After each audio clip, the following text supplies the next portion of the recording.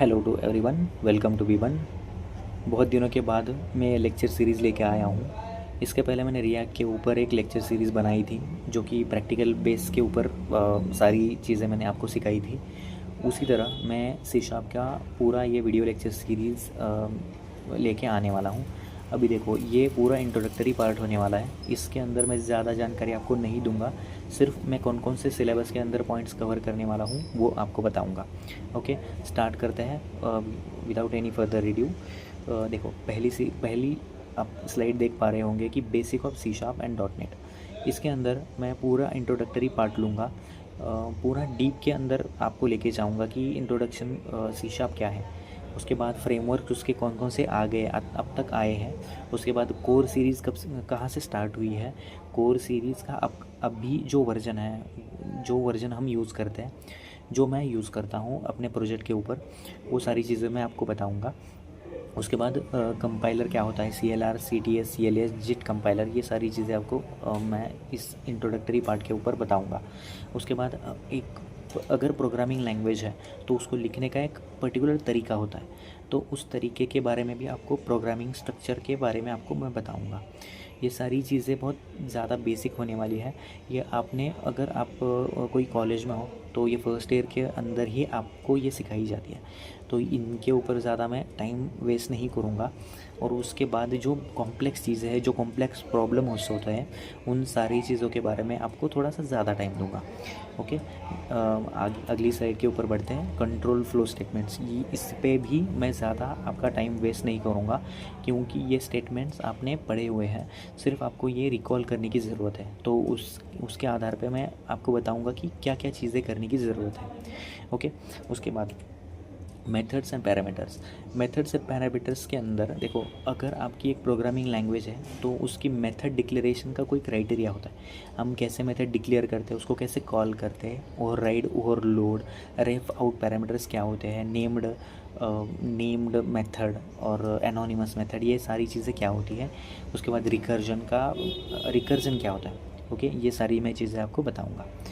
उसके बाद object oriented programming, अभी ये बेसिक ऑब्जेक्ट ओरिएंटेड प्रोग्रामिंग में लेने वाला हूँ। सारे सिलेबस टॉपिक्स अगर देख पा रहे होंगे तो ये सारे एक ऑब्जेक्ट ओरिएंटेड प्रोग्रामिंग के क्राइटेरिया होते हैं, तो इन सारी चीज़ों के बारे में भी आपको मैं बताऊंगा। उसके बाद एडवांस्ड ऑब्जेक्ट ओरिएंटेड प्रोग्रामिंग और इसके नए जो फीचर्स आए हैं उन सब के बारे में हम उसके ऊपर डिस्कशन करने वाले हैं। लेकिन इसके ऊपर मैं थोड़ा सा ज़्यादा वीडियो मीन्स, अगर वीडियो की लेंथ ज़्यादा होगी तो उसको कवर करने का तरीका मेरा थोड़ा सा अलग होगा। ओके, प्रैक्टिकल एग्जाम्पल्स के ऊपर मैं उसको कवर करूँगा, तो थोड़ा अच्छे से देखना इस पर्टिकुलर वीडियोज़ को, जो मैं एडवांस ऑब्जेक्ट ओरिएंटेड प्रोग्रामिंग के ऊपर लेने वाला हूँ। उसके बाद कलेक्शंस एंड डेटा स्ट्रक्चर्स आपके सीनियर्स ने भी आपको बताया होगा कि डेटा स्ट्रक्चर बहुत इंपॉर्टेंट चीज़ होती है, बहुत इंपॉर्टेंट रोल प्ले करता है किसी भी प्लेसमेंट फर्म के ऊपर।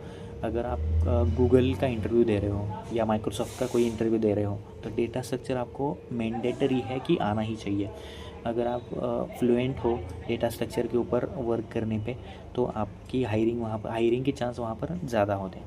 अब देखो, एरेज, लिस्ट, डिक्शनरी, ये तो डेटा स्ट्रक्चर है, लेकिन हम क्या करेंगे, data structure as a syllabus के अंदर यहाँ पर मैं एक डिफरेंट सिनेरियो के साथ आपको पढ़ाऊँगा। देखो, डेटा स्ट्रक्चर अब तक आपने जो पढ़ा है तो वो कैसे पढ़ा है, विदाउट एनी ग्राफिकल नॉलेज। मैं आपको लिख के पढ़ाऊँगा ये डेटा स्ट्रक्चर, कैसे डेटा स्ट्रक्चर हम यूज़ कर सकते हैं हमारे प्रोजेक्ट के अंदर, और ये बेसिक लाइफ के अंदर भी कैसे वर्क करता है। मैं इस बेसिक लाइफ का एक एग्जांपल लूँगा, मैं उसके ऊपर से डेटा स्ट्रक्चर आपको पढ़ाऊँगा, तो ये आपको ज़िंदगी भर याद रहने वाला है अगर आप ठीक से इसको एनालाइज करोगे तो। ओके, उसके बाद फाइल हैंडलिंग मैं जिस प्रोजेक्ट के ऊपर काम कर रहा हूँ तो उसके अंदर फाइल हैंडलिंग मैं यूज़ करता हूँ to generate PDF file. Okay, PDF file कैसे जनरेट करते हैं, उसके बाद हम इमेज कैसे लोड करते हैं, कैसे ले सकते हैं, अगर बड़ी फाइल है तो उसको कैसे स्ट्रीम करके डाल सकते हैं, उसको कैसे निकाल सकते हैं, ये सारी चीज़ें हम इस पर्टिकुलर फाइल हैंडलिंग के सिलेबस के अंदर देखने वाले हैं। उसके बाद मल्टी थ्रेडिंग, असिंक्रोनस प्रोग्रामिंग। देखो, मल्टीपल अगर टास्क आपको एक साथ साइमल्टेनियसली प्ले करने हैं तो ये मल्टी थ्रेडिंग और असिंक्रोनस प्रोग्रामिंग को आपको जानना ज़रूरी होता है। तो इन सब के बारे में भी हम डीपली अंडरस्टैंड करेंगे। उसके बाद मेमोरी मैनेजमेंट। देखो, मेमोरी मैनेजमेंट क्या होता है?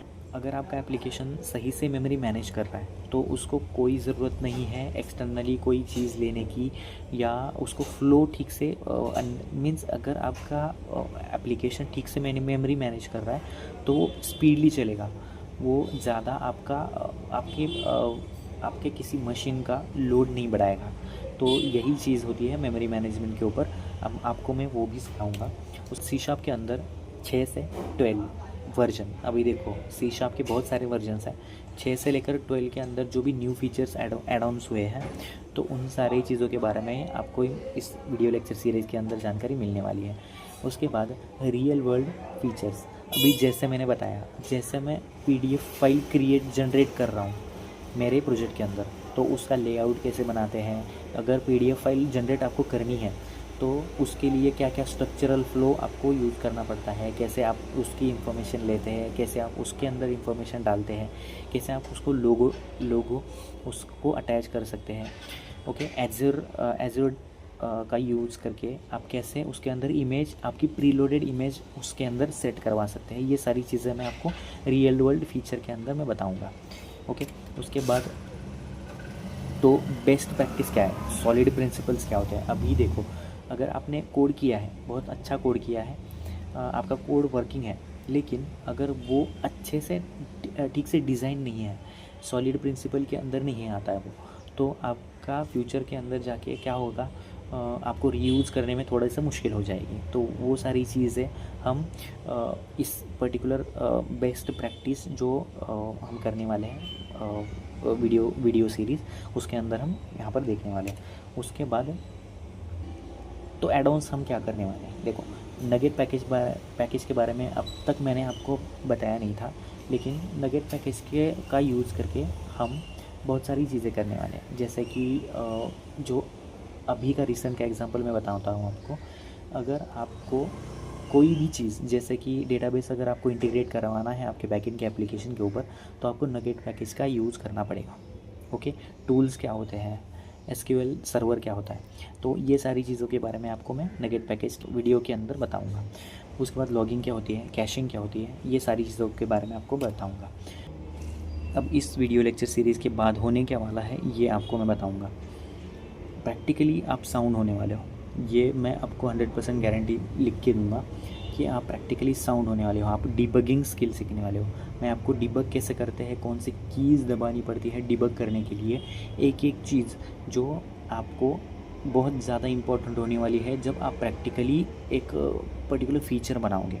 ओके, डिबगिंग स्किल के बारे में अगर आपको पता है तो अच्छी बात है, लेकिन अगर नहीं पता है आपको तो इस वीडियो लेक्चर सीरीज़ के अंदर आप डिबगिंग स्किल के बारे में भी सीखने वाले हो। ओके, तो ज़्यादा इसके बारे में वीडियो लंबा नहीं करेंगे और मिलते हैं नेक्स्ट वीडियो के अंदर with the introduction of C sharp. Okay, thank you for watching this video.